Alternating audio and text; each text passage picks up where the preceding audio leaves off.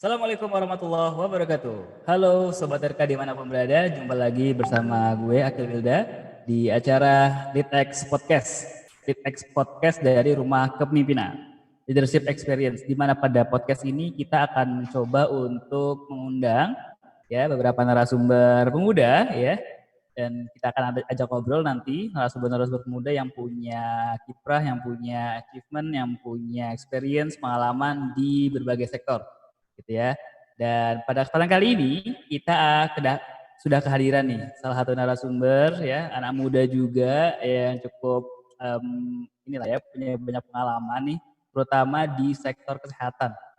Sektor yang hari-hari ini sepertinya sedang menjadi sorotan ya, tidak hanya di Indonesia tapi juga di seluruh dunia nih gitu. Karena kita masih menghadapi yang namanya pandemi COVID-19 nih.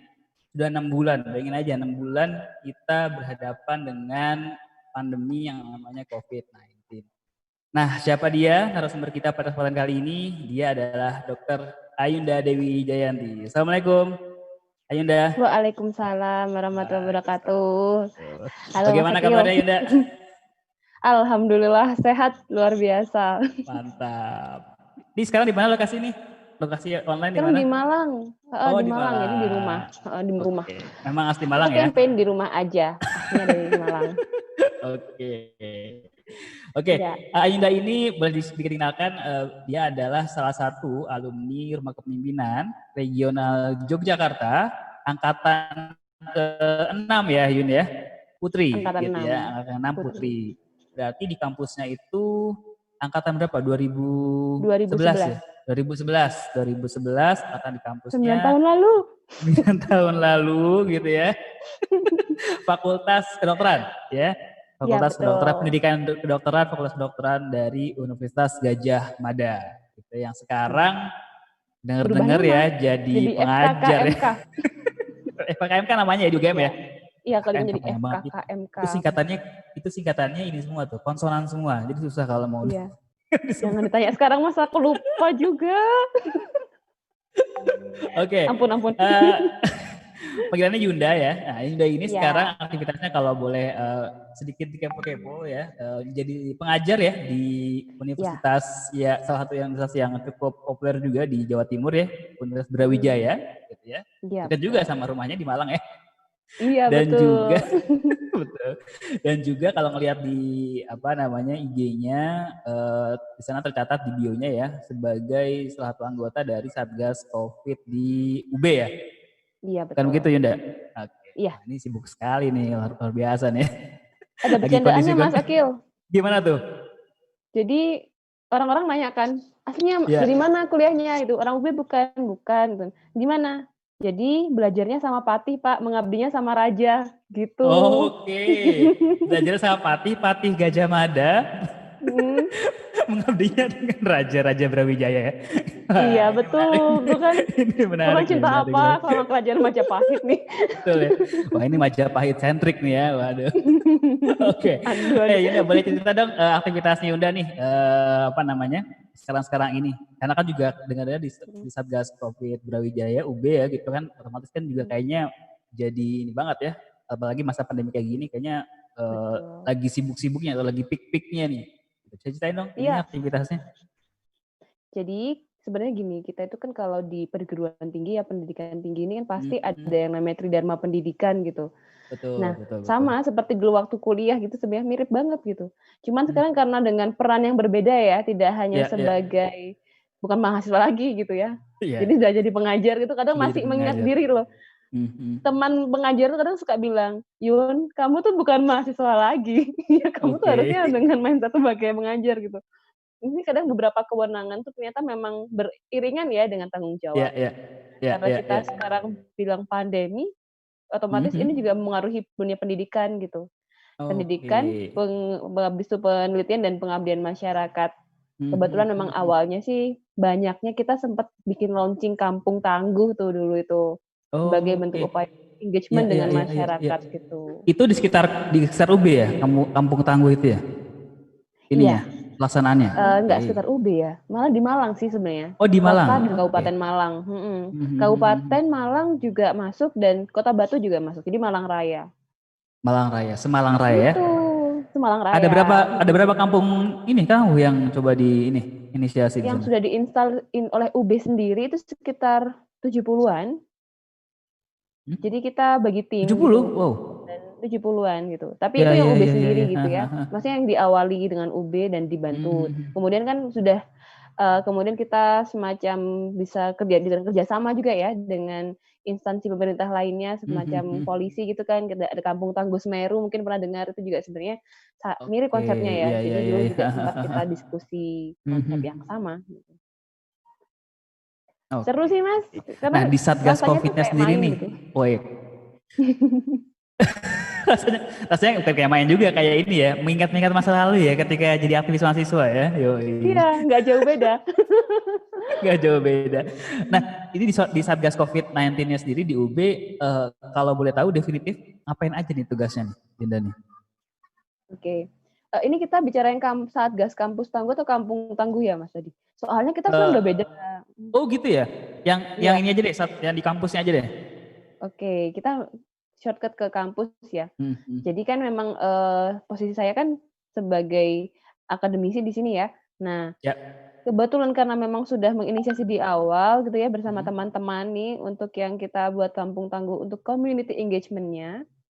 Yang kita kan merasa Promkes ini juga kita harus menguatkan dalamnya kita nih ya sebagai institusi pendidikan. Karena mau nggak mau dunia pendidikan harus tetap berjalan.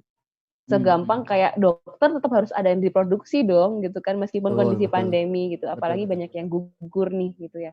Untuk produksi dokter memang tidak mudah, tantangannya juga banyak gitu. Tapi gimana caranya kita memastikan aman nih untuk melakukan aktivitas Sri Dharma gitu. Yang penelitian juga masih jalan gitu, apalagi yang terkait dengan inovasi COVID misal gitu kan. Kemudian yang mungkin sudah tahun akhir itu ya mau uji kompetensi kita luluskan gimana gitu. Dan kalau pengabdian masyarakat ada penyesuaian. Kita fokuskan untuk penanganan COVID gitu. COVID. Berarti emang konsentrasinya lebih ke promkesnya berarti ya? Gini ya? Iya, promosi kesehatan. Promosi kesehatan terus ya. Penegakan protokol kesehatan juga di kampus gitu ya. Ya. Kita juga nggak memungkirin Mas. Iya, gimana? Banyak ini kan ya, banyak klaster-klaster juga ya terjadi dalam kampus kan ya. Perkantoran gitu ya. Tapi bukan di UB sendiri juga menerapkan PJJ ya, maksudnya kayak protokol, misalkan sudah di mahasiswa dirumahkan, belajar dari rumah segala macam. Nah kalau yang di kampus sendiri siapa aja yang di situ kan udah nggak ada? Iya, tapi atau kita tetap ada aktivitas lain. Iya, petugas, maksudnya yang lain staff-staffnya pengajar gitu kan masih ada mungkin beberapa aktivitas yang memang tidak semuanya itu WFO gitu ya, masih banyak yang WFH. Tapi misal yang tenaga pendidik gitu ya, butuh untuk yang pelayanan umum gitu ya, pelayanan publik gitu kan, itu tetap masih aktif gitu ya di kampus gitu. Ya.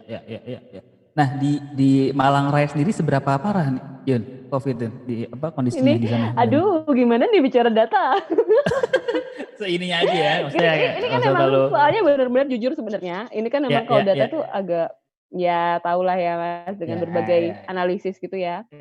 Sebenarnya kalau dibilang sih Jawa Timur tuh memang masih tinggi kasusnya. Tinggi. Kalau Malang salah satunya ya, salah satu yang paling tinggi juga. Malang salah satunya, dan data kemarin mengatakan bahwa angka kematian di Kota Malang ya itu cukup tinggi, itu paling tinggi malahan. Nah, cuman kan karena apa? Kita kan angka testing kita masih belum tinggi. Denominator kita loh Mas, data pembandingnya kan masih belum bisa sebagai sehingga mungkin kalau kita bilang di Jakarta banyak kasus, iya karena angka testingnya bagus gitu ya. Itu dia. Pendekatan epidemiologi kita yang harus didepankan gitu kan. Jangan takut dengan penambahan kasus gitu, karena justru ini cara kita bisa mitigasi bencananya. Yes.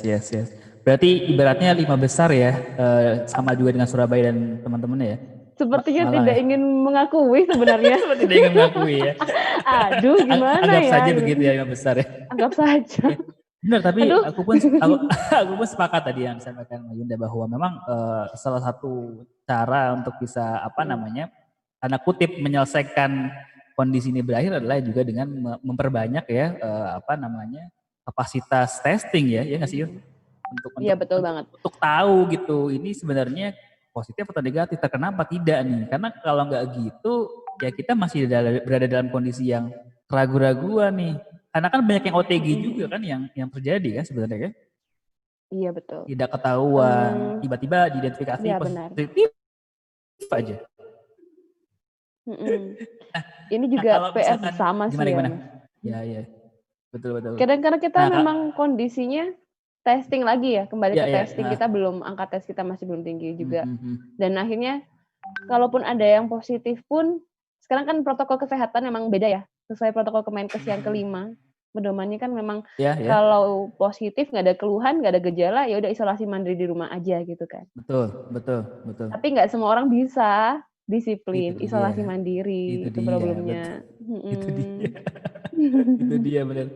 Nah, Yun, ini kita coba explore ya dari perspektifnya Yunda sebagai seorang yang berkecimpung di sektor kesehatan nih. Nah, sebenarnya kondisi pandemi yang sudah sedemikian lama nih ya, 6 bulan dengan konon katanya sudah diwacanakan, sudah disuarakan ya, kita menyambut new normal. Sebenarnya apakah memang benar akan ke new normal atau bisa balik lagi ke kondisi normal sih sebenarnya? Kalau dari perspektifnya Yunda nih. Kalau bisa new normal itu kan orang salah kaprah ya, masih tenggelam dengan ini. Euforia masa lalu ya, normal tuh seperti apa gitu kan gitu ya. Sehingga ada istilah normalnya sendiri nggak jelas ya definisinya. Iya, definisinya apa? Dianggapnya kayak zaman dulu belum ada pandemi kan nggak bisa disamakan. Betul. Istilahnya kan adaptasi kebiasaan baru ya. Cuman kalau ditanya apakah kita sebenarnya sudah cocok untuk era baru itu atau sebenarnya kita masih bisa fluktuatif, sebenarnya sangat dinamis gitu. Seperti UK terus tiba-tiba minta lockdown lagi gitu kan. Sama seperti di Australia juga gitu, pengetatan lagi ketika sudah sempat dibebaskan sedikit, ketatan lagi karena datanya ternyata tetap malah meningkat gitu. Jadi kalau pandemi ini tarik ulur gitulah, rem gas gitu kan sebenarnya. Cuman harus dibarengi dengan komunikasi publik yang bagus gitu. Cuman PR-nya kita sih di sini ya. Betul.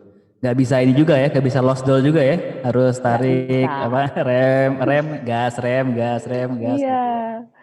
Terlalu digas itu orang kan jadinya kalau terlalu diketatin paneng ya, maksudnya kita pasti stressful gitu ya. Tapi juga kalaupun dibebaskan juga bebas terbatas gitu, ada caranya gitu, nggak asal main lah gitu ya. Iya. Nah, kalau menurut Yuda sendiri nih, ini perspektif Yuda ya, bisa benar bisa salah lagi. Apa yang sudah dilakukan oleh pemerintah so far seperti apa nih? Apakah memang satu langkah yang tepat gitu ya? Atau masih ada hal-hal yang istilahnya kurang? Kita nggak apa, feel free aja ya, kita soalnya aku PNS Mas, katanya kalau PNS tidak boleh mengkritik. Tidak boleh mengkritisi ya, waduh. Jadi aku harus bahasanya diplomatis. Iya, nggak apa-apa. Kan sebagai perpanjangan kebijakan ya, yang itulah intinya ya. Kalau saya sih merasa memang masih banyak yang harus dibenahi ya gitu kan.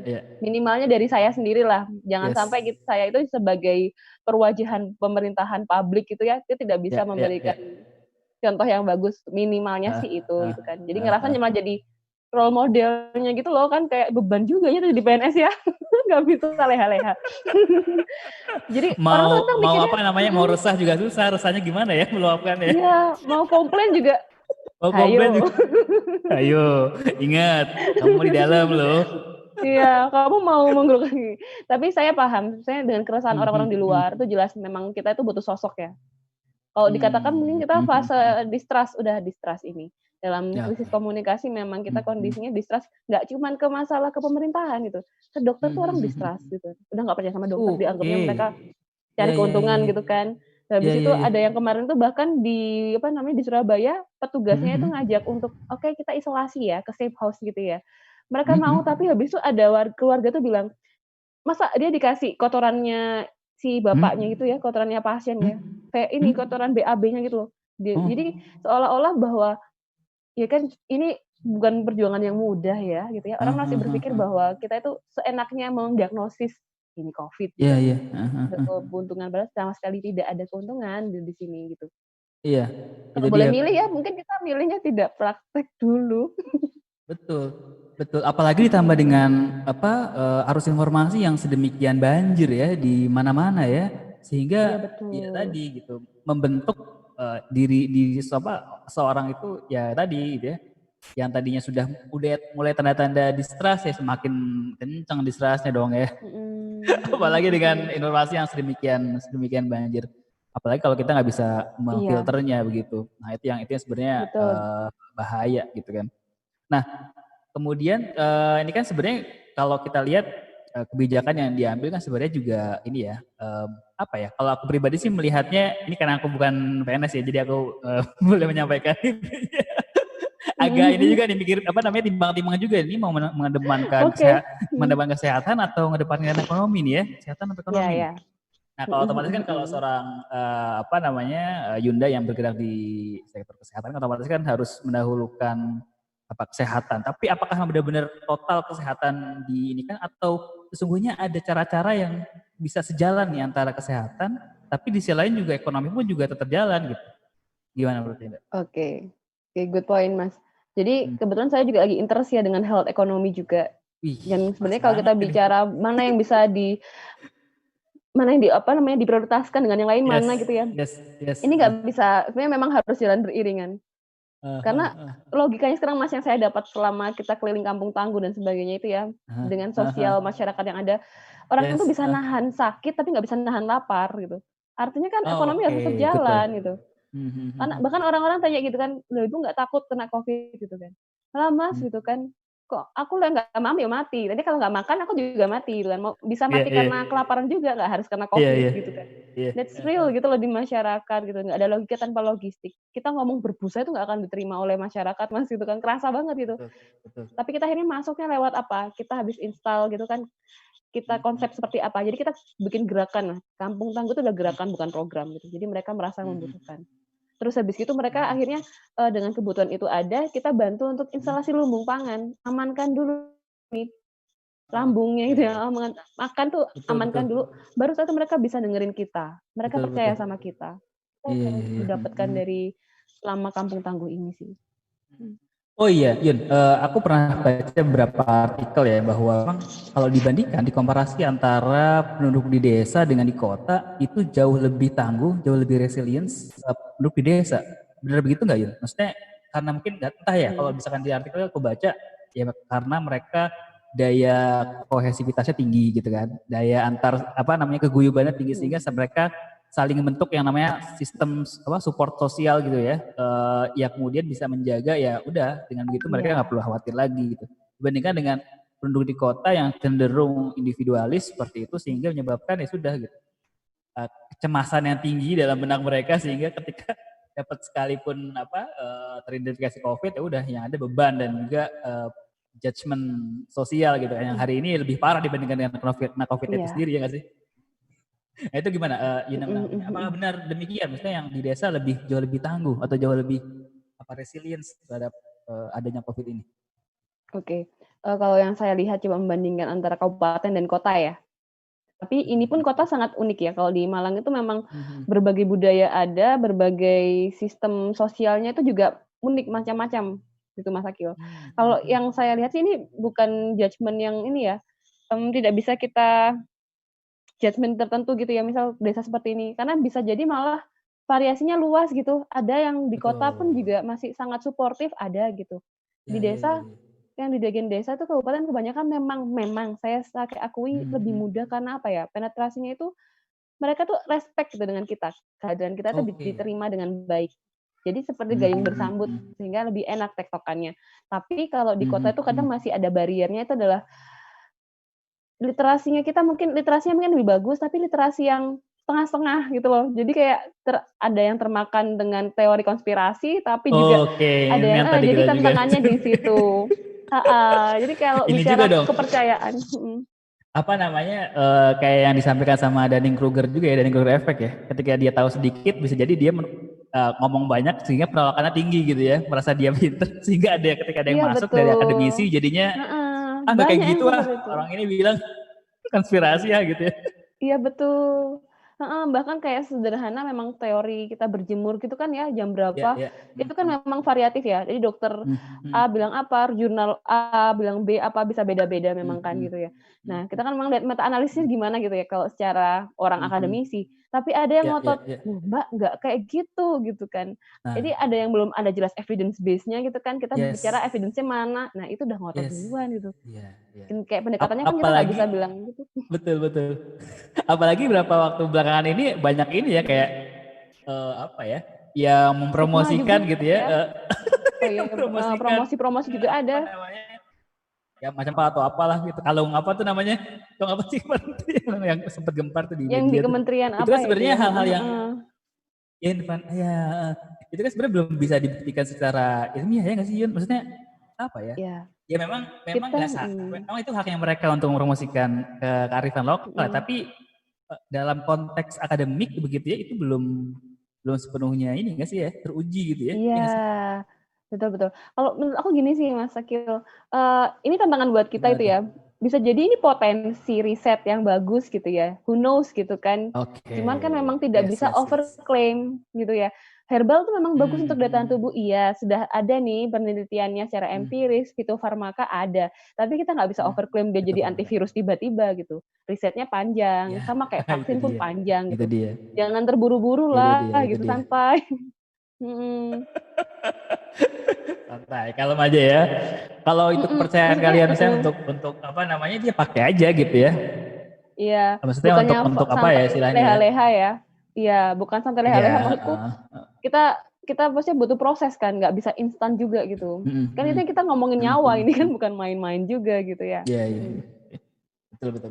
Nah, berarti sebenarnya kalau bicara tentang COVID dan penanganannya gitu ya, dari sudut pandang nakes itu ya, atau orang yang berkecimpung di sektor kesehatan, berarti memang mau nggak mau cara terrealnya adalah, cara terkonkretnya adalah nungguin vaksin itu jadi ya nggak sih Yun? Atau gimana Yun? Atau ada hal lain ya?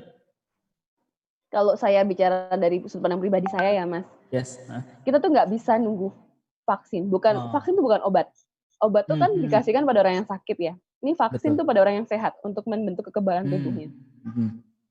Dan kita nggak bisa mengandalkan vaksin dalam penanganan ini. Justru yang kita butuh kedisiplinan kita sendiri kan ya. Sebagai garda depan nih kita. Ini penting nih. Kita sebagai masyarakat di depan inilah gitu. Karena justru yang jaga gawang itu adalah tenaga kesehatan di rumah sakit. Kalau rumah sakit kolaps mungkin bisa dibangun. Tenaga kesehatan kolaps, produksi satu dokter tuh berapa tahun, 20-an tahun lebih gitu. 24 tahun saya berjadi dokter gitu kan. Ya ampun kayak it's a long way process ya. Belum remedi-remedinya itu kan kalau ujian ya. Aduh, ya, intinya tidak mudah untuk membuat sebuah sistem kan. Betul. Ya. Berarti memang yang paling kerasa. Vaksin is not enough, right? Not enough. Berarti memang dari kitanya sendiri yang perlu dimunculkan yang namanya kesadaran ya untuk apa namanya? Ya memulai hidup yang lebih berkualitas begitu ya secara kesehatan ya. Maksudnya kayak mulai ya tadi kebiasaan-kebiasaan baru yang mau nggak mau ketika pandemi ini dibiasakan ya harus berlanjut terus ya nggak sih Yun? Nah, ini juga saya kemarin ini sih Mas, Gimana dapat masukan dari seorang profesor gitu ya, beliau ahli Prof. Hendrawan, beliau staf ahlinya Wakil Rektor 1 ya, beliau juga concern di bidang ini, pendidikan karakter. Jadi sebenarnya sikap kita hari ini itu adalah bentuk dari pendidikan karakter kita yang sudah tertanam gitu. Akan beda kan karakternya mungkin orang Jepang gitu ya, ketika kita bicara tentang disiplin pakai masker gitu ya di rumah saja. Karena mereka respect itu. Caraku memakai masker ini adalah cara untuk melindungi diriku dan orang lain gitu. Dan aku punya tanggung jawab untuk menjaga ini gitu ya. Nah, sedangkan kalau kita kan slow gitu kan kayak nggak apa-apa. Nah, itu masalahnya adalah karakter sebenarnya. Yang perlu kita evaluasi pada diri kita masing-masing sih sebenarnya ya. Betul.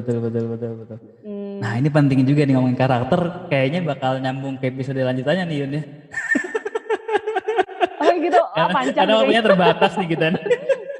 Biar nggak terlalu panjang, nggak terlalu pendek juga gitu. Tapi ini menarik ya ngomongin karakter yang memang ini jadi satu bahan evaluasi buat masing-masing kita nih gitu ya. Apalagi kita kan pemuda begitu ya, milenial begitu ya, dan juga generasi setelahnya Gen Z ataupun Gen Alpha lah ya itu yang sudah mulai tumbuh nih beberapa waktu belakangan. Memang harus menjadi pelopor ya nggak sih Yun? Untuk bagaimanapun juga mempromosikan yang namanya gaya hidup yang lebih sehat dibandingkan dengan yang sebelumnya. Nah, mungkin kalau semudah ini juga sih Mas Akil. Misal kalau kita jadi MC gitu ya, jadi apa namanya sekarang di depan layar itu kan penting banget ya. Selain fungsi protokol, mungkin protokol kesehatan ketika dalam studio kayak kita aman ya. Kita kan di kamar sendirian oke aman. Tapi kalau di studio yang banyak orang gitu ya, sebenarnya kita tuh ada fungsi edukasi gitu loh. Ketika pakai face shield doang nggak cukup gitu, pakai masker lah gitu ya. Kalau mereka emang kondisi mereka harus tahu gitu bahwa yang dibutuhkan tuh adalah contoh nyata di masyarakat. Ada riset juga bilang Mas, masyarakat itu nggak butuh cuma sekedar instruksi, tapi mereka butuh ditemani. artinya turun tanganlah gitu ya, Dinkes turun tanganlah, kepala puskesmas, mereka harapkan seperti itu untuk mengatasi masalah gitu. Mereka kan butuh kehadiran fisik gitu, meskipun memang tantangannya kita harus jaga jarak gitu. Itu sih yang riset sosial yang pernah terjadi. Mantep banget ini mantep banget nih. Bahkan bisa jadi kalau mau memang ini ya standar penanganan COVID memang harus mulai diinsert ke standar-standar penanganan seperti halnya kayak di industri ya. Misalkan K3 itu udah harus dimasukkan tuh. Iya. Kalau misalkan dulu aku ingat tuh misalkan kayak di salah satu contoh ya di bioskop kan biasa jadi kan ada ini nih, petunjuk kalau misalnya terjadi gempa gitu kan. Nah sekarang udah mulai dimasukin tuh penanganan COVID, bisa jadi ya nggak di bioskop aja, karena bioskop belum buka ya. Jadi di tempat-tempat umum begitu ya, yang emang butuh, yang emang tetap berkumpulnya banyak orang, ya perlu diimbau terus menerus gitu ya, perlu dilakukan pemasaran sosial terus menerus untuk bisa membentuk yang namanya kebiasaan itu sendiri kan gitu. Setuju banget. Mulai di insert terus menerus. Nah, terakhir nih, pertanyaan terakhir di episode ini ya. Semoga nanti ada episode lanjutannya nih. Karena tadi menarik ngomongin karakter untuk kita bahas di episode yang sendiri nih. Nah, untuk di episode ini terakhir dan terakhir ketika ngomongin tentang apa nih yang bisa kita lakukan nih sebagai seorang pemuda, sebagai seorang yang masih punya tenaga, yang masih punya waktu tanda kutip begitu ya, untuk menangani ini selain tadi kita ya harus mulai dari diri sendiri gitu ya, untuk menunjukkan atau untuk berusaha yang mengubah kebiasaan-kebiasaan yang tadinya buruk ya menjadi lebih baik, lebih sehat atau lebih hygiene seperti itu. Menurut Yunda seperti apa? Oke, terima kasih. Ini nih sebenarnya pertanyaan yang sangat bagus dan memang kita butuhkan ya. Kita tahu konsepnya pemuda itu the agent of change gitu ya. Betul. Yang kedua, dalam sistem sosial yang ada selama ini, yang terbuka dengan pembaruan, dengan segala hal yang baru, dinamis ini memang adalah generasi muda ini. Artinya, kita tuh bisa masuk lewat pemuda justru.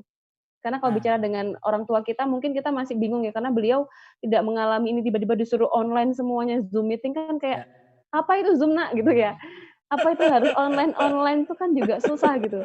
Nah, memang akhirnya kita akan masuknya dari para pemuda ini gitu. Apa aja bisa bebas, apapun bahkan semudah untuk bisa meluruskan hoax yang di grup WA keluarga, udah itu aja dulu PR besar. Itu dia. Iya. Aduh. Kebetulan juga adik-adik mahasiswa tuh kita minta untuk ini buat aktif hoax buster gitu ya, tangkal hoax gitu, tapi secara yang kesehatan. Jadi yang evidence based kita cek gitu. Karena kebetulan itu adik-adik yang dari FK sih. Tapi bisa juga yang lain gitu. Mungkin kita bisa ngecek minimal tuh ke Kominfo gitu ya. Dari Kominfo itu kan bisa dicek, oh ini disinformasi apa-apa gitu ya. Itu minimal yang pertama. Mengatasi infodemi alias hoax yang udah menyebar kemana-mana. Waduh. Yang kedua, mungkin sama seperti kita sebagaimana aktivis yang lain gitu ya. Mencoba untuk peka dengan kondisi sekitar gitu ya. Siapa yang masih lapar gitu ya. Siapa yang mereka bahkan mungkin untuk sekolah terhambat, nggak punya HP gitu ya. Mungkin kita bisa memfasilitasi, bisa ngajarin sekolahnya gitu ya. Atau kita mungkin bisa membantu sistem pembagian BLT yang benar seperti apa, mendampingi gitu kan, biar nggak numpuk satu orang itu dapat bantuan semua yang lain ternyata kelaparan gitu minimal. Terus mungkin kalau masalah kesehatan gitu ya, protokolnya nggak jelas, habis itu ada dia positif tapi dia menutupinya gitu ya, menyembunyikan gitu kan, kita bisa mengadvokasikan gitu. Jadi puskesmas punya tanggung jawab ya untuk bisa mengedukasi orang-orang, kemudian mengontrol ketika butuh isolasi mandiri, observasi dan sebagainya. Nah, kita kembalikan pada yang berwenang, siapa aja itu tadi. Bisa kepala puskesmasnya dikabarkan, kemudian Pak RW-nya, misal Pak RW-nya ternyata ikut menutupi, kita bisa bilang Pak Lurahnya gitu ya. Tapi kita harus tekankan gitu. Maksudnya ini adalah untuk optimalisasi gitu ya, bukan untuk kita justru terlihat bahwa kita tidak bisa menangani pandemi ini gitu. Oke. Mantap. Wah, ini semakin menuju akhir semakin berat nih gitu ya. Ininya bahasanya semakin menarik. Sepertinya harus kita buat episode baru nih ya, nanti ya Yun ya. Semoga ada kesempatan yang lain jadi. Baik, sementara itu dulu terima kasih banyak nih Dr. Yunda sudah menyempatkan waktunya untuk bisa berbincang-bincang dengan Sobat RK semua dimanapun berada ya, melalui channel Rumah Kepemimpinan di acara terima kasih juga. Semoga apa yang dilakukan aktivitasnya menjadi sungguh mulia sekali teman-teman ya, bersamai dan juga memberikan edukasi kepada kita semuanya agar kita senantiasa waspada dan juga senantiasa tetap aware ya dengan dengan adanya COVID ini. Dan semoga kita menjadi yang tadi Dr. Rinda sampaikan, bahwa kita sebagai pemuda punya peran, punya tanggung jawab sebagai pelopor nih, sebagai seorang yang ya harus mencoba untuk mengubah dari diri sendiri dulu gitu ya, menuju kebiasaan yang baik ya. Dan semoga dengan begitu kita bisa menginspirasi banyak orang yang lainnya di luar kita atau di sekeliling kita. Begitu Sobat Reka semuanya, jangan lupa like, komen dan juga subscribe ya channel kita Makamimina, dan juga follow IG-nya Dr. Yunda di mana? Yun? @ayunda_dj. @ayunda_dj ya. Oke. Iya. Oke, sekali lagi terima kasih banyak Dr. Yunda. Terima kasih kesempatannya, sama-sama. Bersilaturahim dan ngobrol-ngobrol bareng. Iya. Semoga next time ada waktu berikutnya. Siap. Wah, ini akan ya, karena memang banyak banget yang bisa kita obrolin. Iya, banyak banget Mas sebenarnya. Ini harusnya aku nulis sih, emang terlalu banyak yang harus di-share ke orang. Oke, itu saja mungkin Sobat Reka semuanya. Terima kasih banyak sudah mendengarkan. Sampai jumpa lagi di episode berikutnya. Assalamualaikum warahmatullahi wabarakatuh. Waalaikumsalam warahmatullahi wabarakatuh.